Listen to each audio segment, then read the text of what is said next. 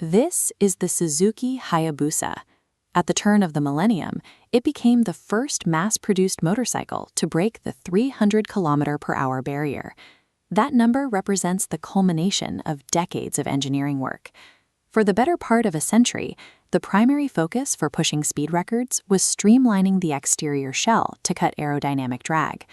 But pushing a 250-kilogram vehicle to 300 km/h generates immense wind shear, as well as high-frequency vibrational stress.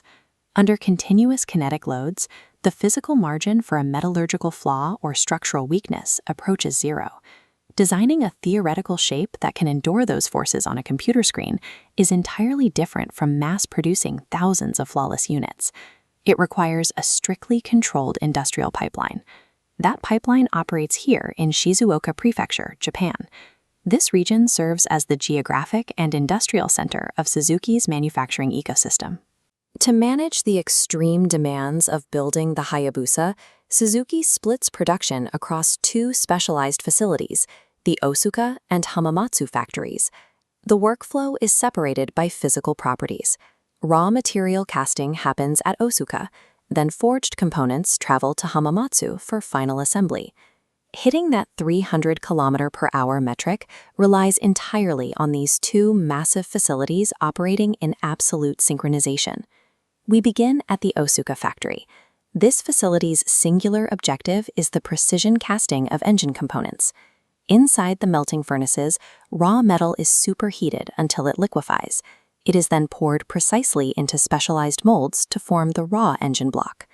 A newly cast metal block is structurally sound for standard operation, but it lacks the internal molecular stability required to survive extreme internal combustion pressures. To lock in metallurgical integrity, components undergo heat treatment. The shifting atoms are forced into a rigid, crystalline structure. In this cross-section of the cylinder and piston, the gap is measured in microns, leaving absolutely no room for thermal expansion errors. Suzuki applies this standard of rigorous machining across their entire performance line, treating epoxy components for models like the GSXR 600 with the exact same tolerances. Before any engine block is cleared to leave the Osuka facility, it is subjected to a motoring test, a physical validation of its mechanical function and rotation. What enters Osuka as a vat of raw metal leaves as a tightly toleranced kinetic power plant. The components are then shipped to the Hamamatsu factory, where production shifts to chassis construction. Hamamatsu operates as a hybrid ecosystem. It relies on a balance between high-tonnage industrial automation and specialized human craftsmanship. The heavy structural tasks are automated. For components like fuel tanks, massive presses bend raw steel sheets into perfect geometric shapes. The distinct halves of these fuel tanks are then bonded using an automated seam welding process.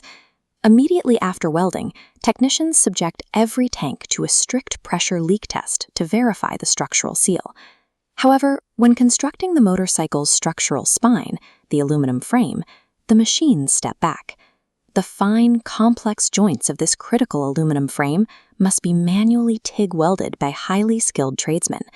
Human technicians are utilized here because they can visually detect and organically adjust to micro-tolerances in real time. Rigid robotic systems cannot manage these unpredictable variables on delicate aluminum. Even inside a heavily automated facility, keeping a motorcycle stable at 300 km/h ultimately relies on the hands of human craftsmen performing continuous structural quality control.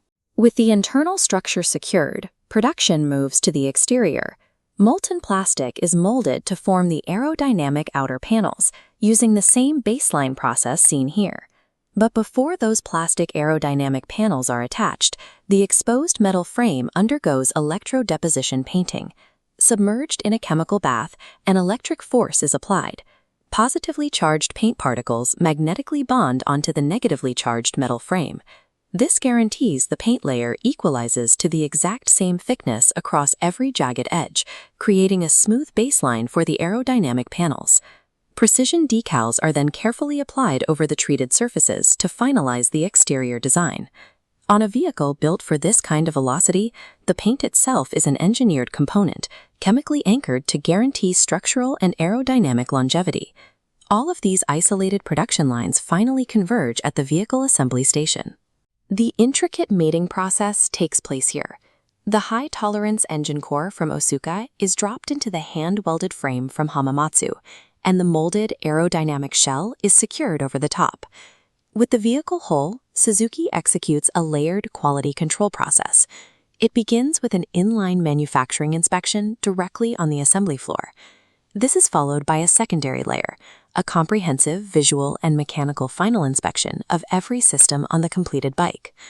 The ultimate mechanical validation is the dynamic driving test, where the bike is strapped down and run across a high-speed dyno roller.